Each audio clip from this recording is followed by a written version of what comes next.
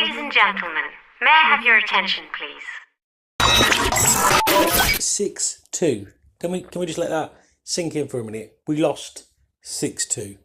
The question really is Castillo the actual answer at left back this season, or are we going to see a rotation between him and Somi again? NERevsUK. All things revolution from a UK perspective.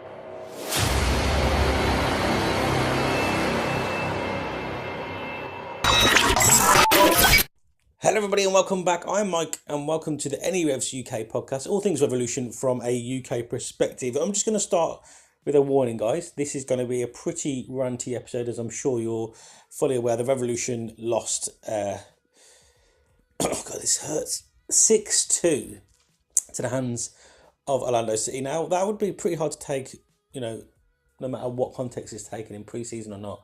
What makes this even more of a bitter pill to swallow is the fact that it was actually Orlando City's pretty much B team, or maybe even C team. So I know that I got onto a little Twitter feud the other day with somebody from Louisville. Don't know how you pronounce some of the places in America, sorry. Is it Louisville that we lost to? Obviously, we lost them in the Open Cup last season. We lost them in pre-season. And I was saying, obviously, yes, they were the better team, but obviously that wasn't our starting 11. Now, this was pretty close to our starting 11, and we lost 6-2. So there's a lot of part of me now thinking, I don't know what it is, but is it completely turned on its head this season? I mean, there's a lot of talk going around the Revolution camp, obviously, about how bad we were, and it's rightfully so. This pre-season, yes, it is pre-season, and a lot of the fixtures, and results, don't matter. But now you get into this kind of business end of the pre-season where you need to start seeing the tactics coming to fruition. The team has got to start, being played as almost it is their starting 11. They've got to start gelling together a little bit more. The fitness side of it is done now. Yeah, and it was really weird to see that, we beat somebody like Dynamo Kiev, who were in the middle of their season, getting ready to take on, calibre of, I think it was Bayer Leverkusen, I can't remember who they were coming up against. So they're coming up against a high calibre of team. And yet we beat them 3-1. And yet we come to a team who are probably on a similar par to us, not playing their full strength team, when we pretty much put out near damnedest to our strongest 11, and we collapsed 6-2. Now, obviously, there was no stream, so there's no. I couldn't find a stream. I did try. Luckily, I didn't try that hard to be able to find one. But I'm only taking things that I've read, I've seen from highlight reels, and little snippets of fans. Videos and live streams, all that kind of thing, that I've kind of managed to come across. And the first take for me is Castillo. I don't understand, he's not looked too bad during pre-season. I think, him and his Pinea's link-up play has been quite good down the left-hand side. Not amazing, but, it's been promising. I would say is the right adjective to kind of describe it. But from looking back at the highlight reel that's came up against Orlando, at least 4 of the goals came in from the right-hand side, Orlando's right-hand side, and he is nowhere pretty much to be seen, or very much out of position on that left-back. So it does seem like we are lining up in potentially a 4-1-4-1 formation, which is what I would prefer us to play, especially if we're going to start winning games. I do think we need that little bit more of attacking threat. However, that does not work if Brad's going to be pushing the wing backs on, because we've only got the one holding midfielder. And to be fair, I think Castillo is a very good player. He's not the best central defensive midfielder. He's a very good midfield player, but I don't see him actually as a central defensive midfield player. Caldwell isn't that man either, and Zahibo should be that man for me. But again, I just don't think he's of the calibre to hold it by himself, especially if the two wing-backs going. So for me, if we're going to play a 4-1-4-1 formation, or any variant of where we're only playing one holding midfielder, the wing-backs can't go, because it's leaving us 2 exposed at the back. Because if both wing-backs go, that only leaves us with 3 at the back. And if they're caught out of position, we've seen them, they just struggle to get back. Castillo's not exactly the fastest. Brandon Boy, while he is fast, he's still learning. He's making a lot of rookie mistakes. Andrew Farrell, if he's played there, he seems to be still making the same mistakes. You kind of expect some mistakes out of Brandon Boy at some point, because, he's still only in his second season. and he got thrust into a lot of games last season where he probably, wasn't expecting to play because of just how poor our second half of the season was. But Andrew Farrell, again, he's still on. I don't think he's much ahead of Brandon Boyd when it comes to that positional play and at right back. We'd hope that from when we signed Farrell to kind of the potential that we hoping to see out of him, he's not quite there. Well, he's not there at the moment. I'm not even going to beat around the edges on this one. He's not where we need him to be. So I mean, the starting spot for Brandon Boyd is there. I feel this season. I keep posting out my 11s and stuff, and I always put Boyd there because I see him as the starting right back this season. Because I mean, is he any worse than Andrew Farrell? From what I've seen so far in pre-season, I don't know. I mean, if you look at pre-season as a whole, obviously we've conceded 15 goals now. We've scored 6. We're going 1-4-2. It's not the best, but as I said, we weren't looking at them first games as looking to win. We were playing against teams who were in the midst of their season. We were starting afresh, new faces in the club. But now we kind of get to the point where, especially when the team's playing their B team, you'd hope we'd get at least a result out of it, a win. And quite a convincing win as well. You'd hope that our tactics would be there or thereabouts. And I just feel for me, this again, it's kind of, in a way, I'm kind of glad that this has happened now, because this has shown, hopefully, Brad and the team, as long as we react to this now positively in the next game, and we iron this out, this is what pre-season is about, learning about the teams, how they play, how they gel together, what tactics are going to work. We've learned that this tactic, a 4-1-4-1 formation, doesn't work if both wing backs are pushing forward, because our holding defensive midfield isn't good enough. So if we're going to play this where, if he's going to push the wing backs on, which it does seem like that's the thing that he wants to do, then we have to play the 2 holding midfielders, which means obviously we've got 3 technically. I just see as realistically, if you want a decent balance, it needs to be Zahibo and Casado for me, or Zahibo and Caldwell, preferably Zahibo and Casado. As much as I love Scott Caldwell as a human being, I think that's the best option, because Zahibo should be the one that's sitting, and he's the marshal in front of the back 4. He needs to up his game massively. Yes, he was an all-star, but even for me, it was a surprise he got called up. And again, the potential, is there for him to be good. And this is the season he needs to now prove it. Pre-season hasn't looked too good for him. But yet again, out of the players that are there last season, who has impressed? Pania and, I hate to say it, but Teal Bunbury. In that game, he was the only one who had any ounce of anything to come out of that game and looks remotely positive. But from a further away from that, you look at the players who have performed well, and it's Buchanan and Rennicks. They're the 2 players for me this pre-season who've looked up for the fight and want a starting spot.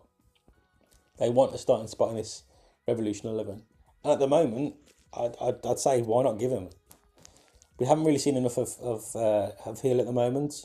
Diego is, again, too inconsistent. It's hard when you sign a player on a DP contract. It's hard to not start him on game day 1. But for me, has he had enough time to gel with the team? Is it the right decision for the team? I think that's what it comes down to. Brad's come on with it from day 1, and I think he said something along the lines of, it doesn't matter what you've done previously or what you've done before. Everyone starts from a clean slate, and it's what should be happening this pre-season. In theory, it doesn't matter kind of what you did for me last season. I need to know that you're going to do it again this season. Prove to me that you're going to do it again this season for me. So we've got 3 goalkeepers vying for that spot, and at the moment, we were thinking it was Matt Turner going into before today's match, and questions are asked. However, I've got to say that 2 penalties and 4 massive mistakes from poor defensive led to shots that probably shouldn't be coming in, or crosses and stuff, positions that Matt Turner shouldn't have been put in. So can you blame him for any of the goals? I don't think you can actually blame Matt Turner for any of the goals, really. if I'm going to be perfectly honest. Maybe one of them. So although he's conceded 6, that's a bad day at the office for the goalkeeper.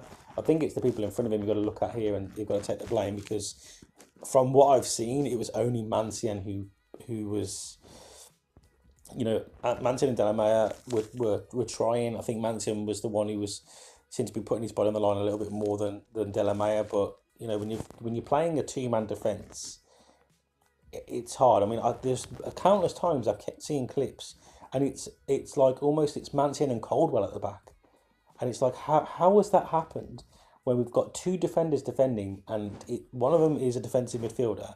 Where are the other 3? Why are they so far out of position? That tells me that, one, Brad's not communicating well enough to make them understand of what happens in traditional play. We're pushing too many men forward too quickly. And as I said, if this is the way he wants to play, he's got to play 2 holding midfielders, in my opinion.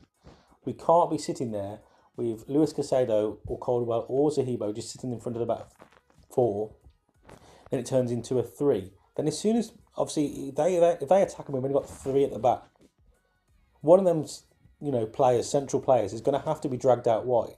And if one goes to the left, one goes to the right, that leaves one person in the middle to potentially mark 2 or 3 players that are going to be rushing on. It just makes no sense.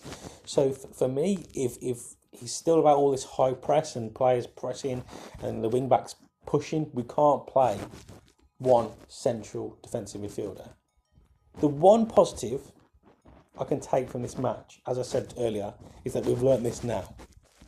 We've learnt that whatever we played yesterday did not work.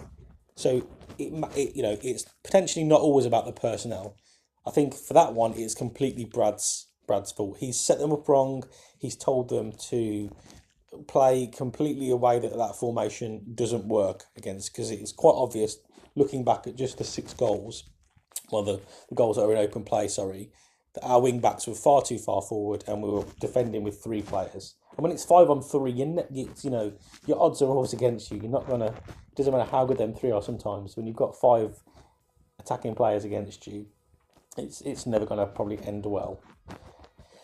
So, as I said, the positive we can take out of this is the fact that we've learnt this now, that hopefully will be ironed out come game day 1. And it's good that we've learned that now and not kind of gone in game day 1, played that as our formation, got absolutely annihilated by Dallas, and then kind of continue to try and work that out. Hopefully now we can go back to training, work out something else, and come back next game. But there's got to be a response. So for me, the worst thing that can happen now is we go, and I'm not saying a victory as such. It's more about, for me, in this next game, just being defensively sound as a unit. So hopefully the goals will come. I don't think, this is one thing I'm going to touch on, the other Caicedo a bit later on, JFC. I don't think obviously we're seeing the best out of him at the moment, and I think he's being very poorly used in this pre-season. So either they're not telling us something their end about him, or I'm not too sure what's going on. It's a very, very weird situation. But goals hopefully will come from the attacking threats we've kind of potentially got now on our side. We've got something. We've got Agudelo, Caicedo, Diego, Carlos Hill, Pinilla. That's a decent 5. That is a very good 5. I think any team in the MLS. That's again, obviously not going to get into every team, but that's a pretty decent attacking 5 to have on your roster. So for me, it's about working defensively. Not that we've got. See, the things though, a lot of people attack. Branding Marco Mancian is obviously not branding, rightfully branding him as the highest paid. I don't think he is now, because I think Long is the highest paid defender in the MLS, because I think in prison his contract's bigger than Mancian's. But obviously Mancian didn't ask for that tag, did he? New England stupidly paid over for what he's probably worth. He's a very good central defender. Should not be paid the highest in MLS history, or whatever it is that he's got. I'm definitely not. He's a good player to have, and I think he'll be a very good centre back. Hopefully, the Revs keep him, and Delamea can work up a really good partnership. I think him and Delamea are a good MLS partnership, defensive, unit. I think as long as they've got the shield in front of them correctly done, and we're playing the right tactics, I think that they just get dragged out too much, and a lot of it isn't down to them. Looking back over a lot of games last season, they just get dragged around too much because we just never seem to play 100% the right defensive tactics.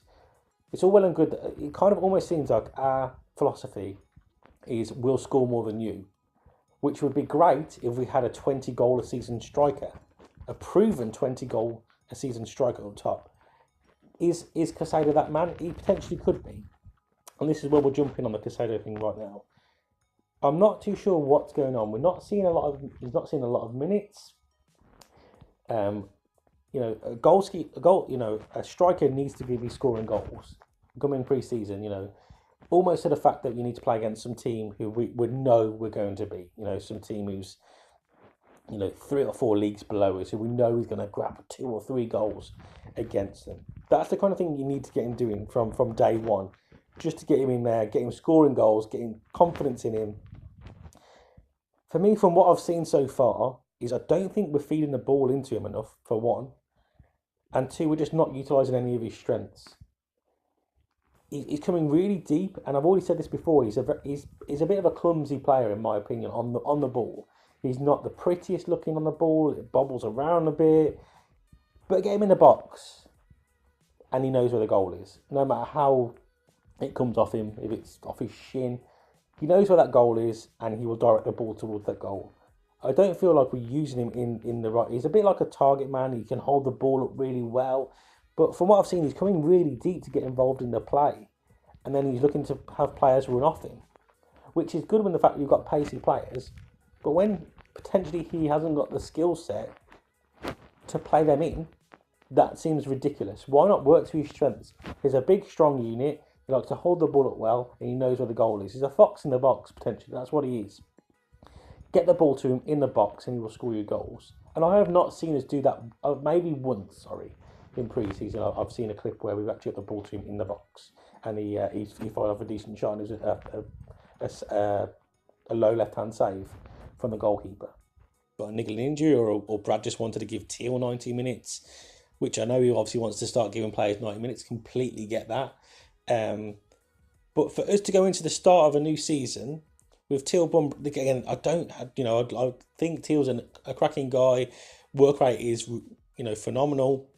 I think he's a really useful piece for the Revolution this season. He's going to be very useful for us. But to have Teal Bunbury going into the season as our informed striker, he's not, for me, again, and I would love to be proven wrong by Teal, to have him a standout season from him, but he's not a 20-goal season striker. He doesn't put fear into defenders when they see his name on the team sheet. And at the moment, Castillo's not going to either. But you're hoping that off the back of a decent pre-season, teams will be like, you've got to get in close to him. And this is what I feel like we need to do. We need to get the teams mindful of how powerful and strong and how much you can hold the ball up. So, the defence is going to get close to Castillo because they don't want to give him time to get the ball into his feet or into him at all in the box, which then exploits spaces. If you've got defences sitting tight on him, that leaves options off the ball, around the back, over the top, into the wings.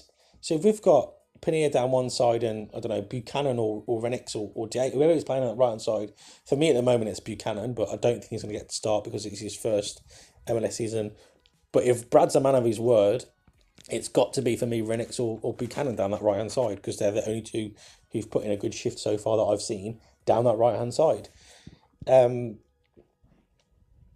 But yeah, it just seems like that is the way to go. Draw the defence into Casado because they're scared of giving him anything in the box.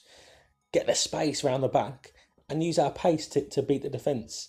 But obviously, it seems logical from afar, and it's not saying that's going to work. And I'm not a manager. I play a lot of Football Manager, so I think I know what I'm talking about. But obviously, I don't. If I was to actually manage a real football team, it probably would be a shambles. But obviously, as a fan, I have an opinion. The whole point, it's not about everyone just having the same opinion and all running along going, yes, Brad's great. Because at the moment, for me, it does seem that he's almost been thrown in a little bit too early for me. It would have been nice maybe Brad to have another club before he came to us. I do think potentially he could be a good, really good manager, but just at the moment, just his tactical side of the game is what's making me doubt that he's going to be the manager to take us to that promised land of where all Revolution fans want to go. I just want to apologise as well, guys, for the sound in this one. I've noticed that my microphone does keep moving. I'm not too sure why. So there's going to be times when hopefully it's not terrible, but I may sound a little bit more distant. There might be a little bit of, I don't know, noise and stuff, but hopefully it'll be decent. I'm not too sure what's going on with the microphone at the moment. But yeah, I'm just concerned that, you know, we're this close to the start of the season, and we put out a pretty strong 11, and we got completely tactically that all that game was about the tactics. It wasn't about the personnel for me. It was just that our tactics were completely wrong. And again, it's great that we've learned that now, but in the back of my mind, I'm thinking, why did Brad think that would ever work? Why ever leaving 3 at the back? You know, 3 not particularly fast players as well at the back. I mean, Delamay and Mancien, and any of the 3 defensive midfielders you've got there, they're not particularly fast.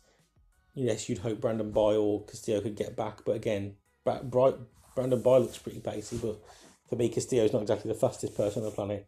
It just leaves us open to too much, and I just think that we got completely outplayed on the day tactically. And what was the most disappointing about the whole thing is that Brad didn't react.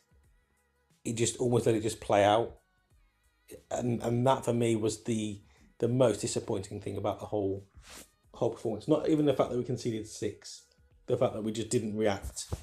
Brad and the management team just didn't react to it, and it was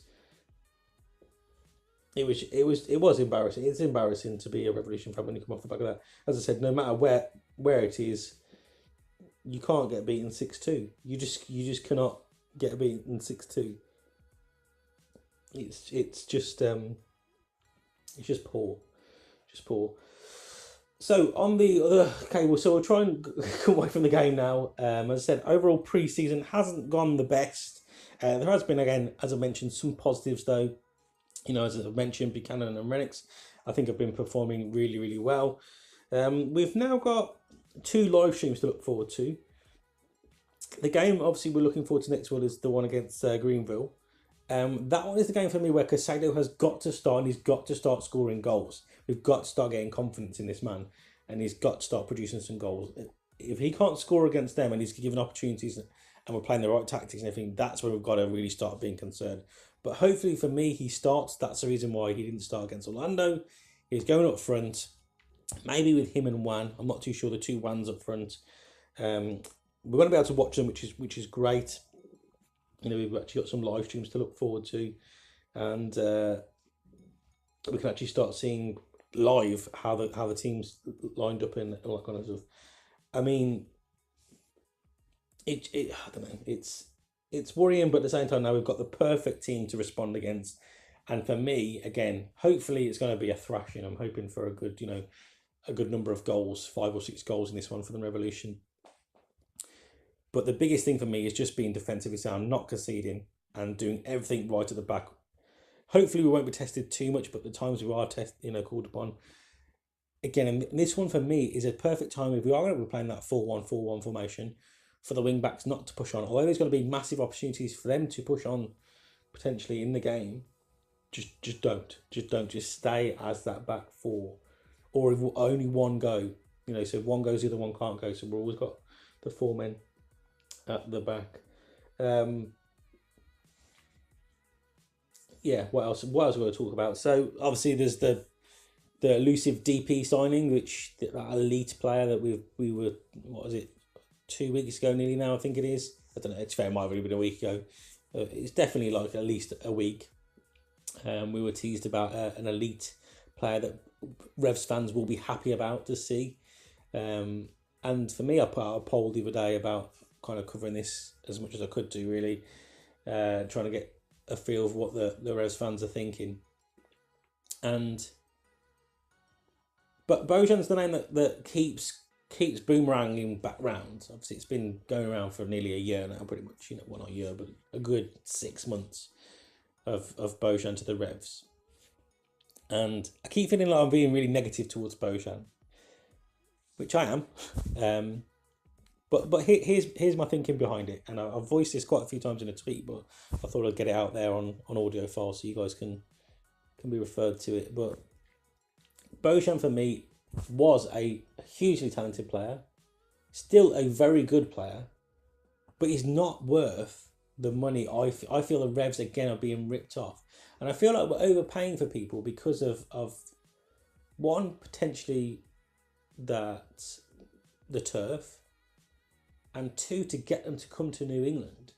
I feel like we're overpaying to get them to come to play at New England. That's honestly how I feel at the moment, because I mean, any other club could have got Mancienne and they wouldn't have been played in the highest paid defender in the league. There's no way Atlanta, if they wanted Mancienne, would have paid what we paid. And there is no way another MLS club will pay what we're kind of reportedly offering for Bojan's wages and stuff. It just seems ridiculous to me what we're offering for him, just purely because he played at Barcelona once. Now, obviously, I'm more than happy to, and I would love to be proven wrong if we do go ahead with the Bojan thing. And I'm not saying we shouldn't go ahead and do the deal.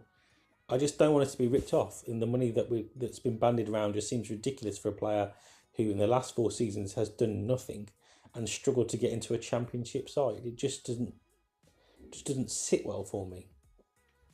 Now, I'm not saying he could come, that he won't come to the MLS and potentially light up the MLS and be an absolute superstar. I just don't want us to overpay, if that's what I feel like we're doing.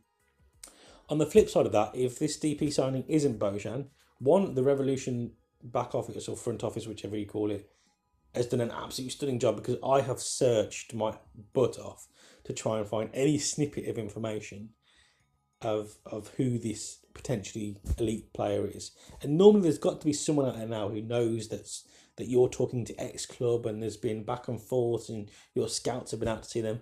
There's normally somebody who leaks something by now. And there's not. There's only the Bojan thing going on. Obviously there's Giles Phillips, who was on trial, or supposedly on trial. No one knows for sure, even though we've all seen pictures of him all over the place. But they still won't announce it was Giles Phillips from QPR. And would I like to see that signing done? Yeah, it's a loan move with an option to potentially buy him, and it's viable for both teams. I think that's a decent move. He's not a DP. He's definitely not a DP signing. And if he is a DP signing, then I honestly don't know what the hell's going on anymore, because that is pretty ridiculous. So that leaves me with 2 other options. One, it's not an elite player, so it's not really worth the rumblings going around, and that's why no one's picking it up. Or 2, they are just that good at keeping us in the down low. But considering how well, known it was about the Carlos Hill deal, but, a few months probably started murmurings around about that deal kind of getting done, makes me think that they are relying on this Bojan thing coming. And yeah, I think most fans would be happy with Bojan, but I think they're only happy because he once played for Barcelona. I see him, he plays in the league that I watch in, week out in the Championship.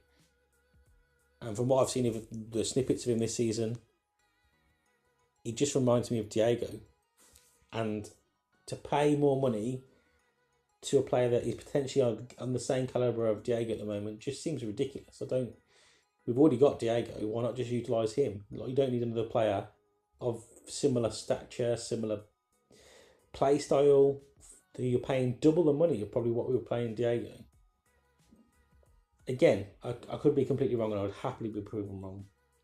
But for me at the moment, I just don't want to see us getting ripped off.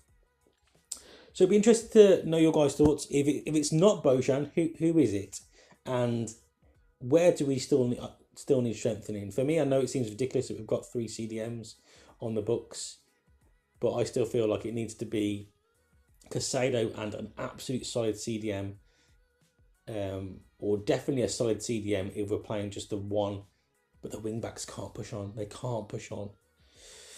So I think I've rambled for probably far too long. Let's just have a quick look what we're kind of getting up to. Yes, I have rambled for far too long, as it is already only one, how much can you guys listen to one man ramble on for? That's what this podcast seems to be turning in for. But I just need to get a few things off my chest, really off the back of that one. And I don't know how articulate I've done that. I feel like there's a lot of me stumbling around because, again, I've just done this one. I'm not even wrote anything down for this one, which I'm finding that quite... the way I used to do the podcast, I used to write loads of stuff down, like 2 pages of stuff, and try to do it really structured. But I'm just kind of feeling this kind of off-the-cuff thing is quite good now. Yes, I stumble around a little bit, and I don't quite know where it's taking me, and I go off on tangents, which I do anyway. But yeah, hopefully you guys have enjoyed this kind of free-form podcast thing that I'm doing now. Just let me know your thoughts on anything you've heard in today's podcast in the comment section down below. I'm pretty much, this is going to be exclusive to YouTube now. I did try doing it on SoundCloud and stuff, but it's quite expensive to do it on SoundCloud, really, if I'm going to be perfectly honest, because you have to pay and stuff, and I don't really want to pay, to be perfectly honest, because when I've got a free platform I can upload it to that hopefully still people will be able to get on board with, and you can actually interact with as well, which is what I quite like, the whole comment section of YouTube, so you can actually interact live as you're listening. You can kind of timestamp it and kind of comment what you're kind of thinking at the time when I'm talking. So that pretty much wraps up today's episode. Hopefully I'll join you next time when we're going to have much more happier times with Revolution. We've got 2 games coming up, one actually which is happening today, and then obviously we've got the game against FK apologies, I don't know how to pronounce the name. I probably should do, but I don't. 2 games obviously before the weekend is out, and then we've only got a few more days before we actually get kick-starting in the MLS, and hopefully it's a good one. Hopefully by the time we join each other next time, as I said, it'll be happier times, and we'll actually have a nice DP signing on the books as well. But if you guys have enjoyed this one, then don't forget to show your support by dropping like, sharing it, following and subscribing, all that kind of good stuff. And I will catch you next time for the next one. NERevsUK.